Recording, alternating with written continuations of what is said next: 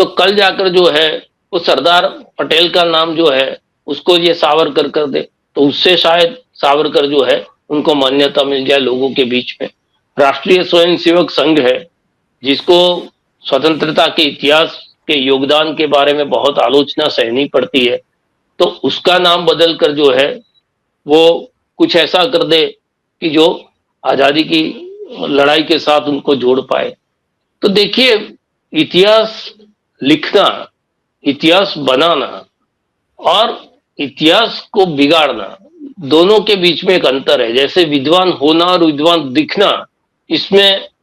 एक बहुत बड़ा अंतर है। एक बहुत आसान तरीका है, एक बहुत कठिन तरीका है। इसी प्रकार से किसी के किए हुए काम को अपने नाम पर ले लेना वो बहुत आसान।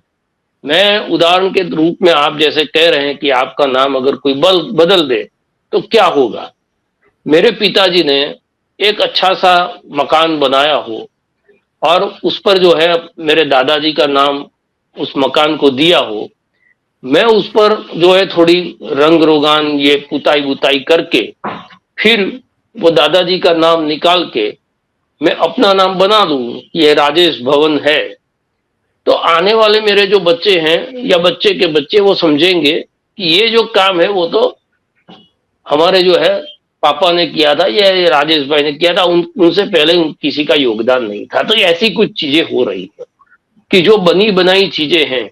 क्योंकि 11 साल के अंदर अपने आप तो कुछ बना नहीं पाए। उन्होंने कहा था कि हम 100 स्मार्ट सिटी बनाएंगे, एक भी स्मार्ट सिटी अभी है नहीं। देश की 4 दिशाओं से जो है वो बुलेट ट्रेन चलेगी,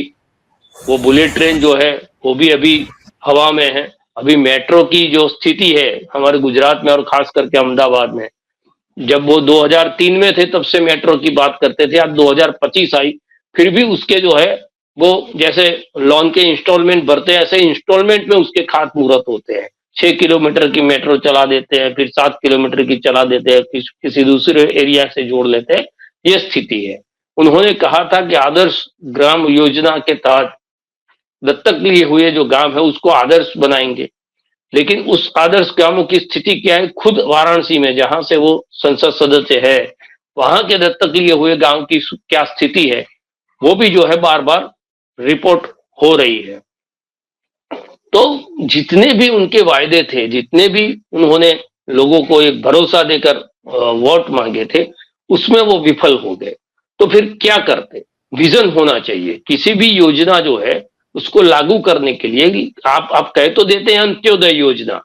अंत्योदय योजना लगा भी देते हैं, लेकिन वो अंत्योदय तक वो पहुंचनी चाहिए। जैसे मनरेगा की स्कीम गुजरात के अंदर हमको पता है कि किस प्रकार से एक मंत्री को इस्तीफा देना पड़ा है, मंत्रिमंडल से बाहर है, और मनरेगा के नाम पर 40 लाख मजदूर जो है वो यहाँ पर भूतिया निकले हैं।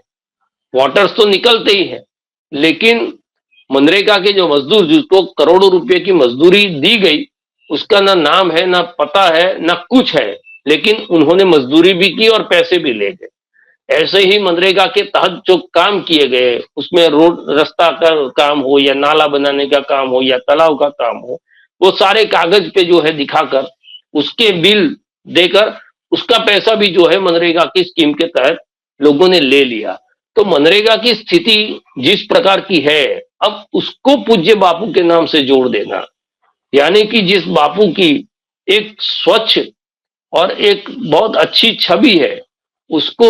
मनरेगा को जिस प्रकार से ये लोग इस्तेमाल कर रहे हैं, भ्रष्टाचार की गंगोत्री बना दी है, उसमें पूज्य बापू का नाम जोड़ देना, वो मैं समझता हूं कि योजना की तो जो भी स्थिति होगी वो होगी,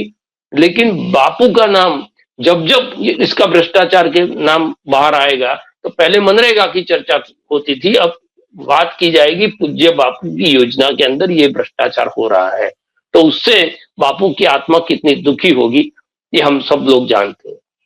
तीसरी महत्वपूर्ण बात यह है कि आप सारी चीजों के नाम बदलने चले, ठीक है, एक दिन बैठ जाइए। जैसे प्रियंका गांधी ने संसद में कहा था ना कि भी आप जितनी भी गालियां आपको मिली है उसका लिस्ट बनाते हैं, ऐसे नेहरू की मिली हुई गालियों का लिस्ट बना दीजिए। ऐसे कांग्रेस से या नेहरू गांधी परिवार से जितने भी नाम जुड़े हुए पूरे देश में और जितने भी जो ये संस्थाएं चल रही हैं, एक छोटा सा जो है वो कम्युनिटी हॉल भी है, उसकी एक यादी बना दीजिए, एक लिस्ट बना दीजिए और एक साथ पूरे चीजों से नाम हटाकर जो है वो आपको जिसका भी नाम उससे जोड़ना है वो जोड़ लीजिए। देखिए उसके बाद भी होगा क्या, दीनदयाल जो है उनका नाम यहाँ की राशन की दुकानों के साथ जोड़ दिया गया है। लेकिन दीनदयाल उपाध्याय कौन थे या उनका क्या योगदान रहा है इस देश के अंदर, आजादी से पहले, आजादी के बाद, वो इतिहास किसी को पता नहीं।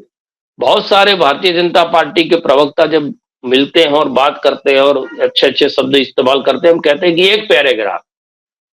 पैराग्राफ दीनदयाल उपाध्याय जी के योगदान के बारे में, देश के बारे में आप बता दीजिए, तो वो नहीं बता पाते।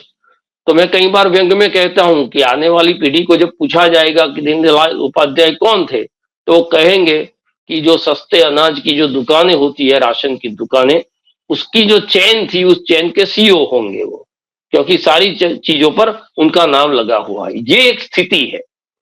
उस स्थिति के अंदर आप कुछ बेहतर कर नहीं पा रहे, कुछ नई योजनाएं ला नहीं पा रहे, अपनी क्रिएटिविटी या अपना कोई विजन जो है वो लागू नहीं कर पा रहे हैं, तो आप क्या कर रहे हैं कि ट्रेन के नाम बदल बदल रहे हैं या नए नाम दे रहे हैं, योजनाओं के नाम बदल रहे हैं, शहरों के नाम बदल रहे हैं, जो इमारतें हैं उस इमारतों के नाम अब बदल रहे हैं। ये सब करने से जो है क्या होगा,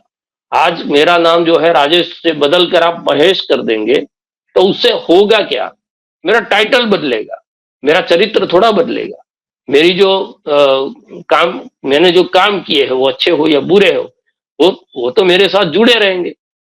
तो ये सारी चीजें हैं और ये वीडियो बनाया, उसके अंदर बहुत लंबी एक फहरिस्त जो है वो उन्होंने बताई है कि कितने योजनाएं थी। यानी कि कहने का मतलब ये है कि सिर्फ नाम बदला है वो वो चीज नहीं है,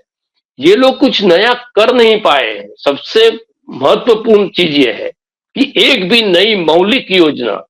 एक भी नया विचार जो रोजगारी को खत्म करता हो, महंगाई को जो है वो कम करता हो, गरीबों की थाली के अंदर जो है वो रोटी लाने का काम करता हो, ऐसा कोई भी नई स्कीम जो है वो लेके नहीं आए हैं। जो भी पुरानी चीजें थी उस चीजों को अपने तरीके से उसका नाम बदल के उसी चीजों का मार्केटिंग और प्रचार करोड़ों रुपया खर्च करके ये लोग कर रहे हैं। तो सबसे बड़ी विफलता चीज की ये है कि आप 11 साल के अंदर 11 स्कीम तो छोड़ दीजिए, एक भी ऐसी स्कीम लाए नहीं है जिसके जरिए आप ये कह सके कि ये हमारी योजना है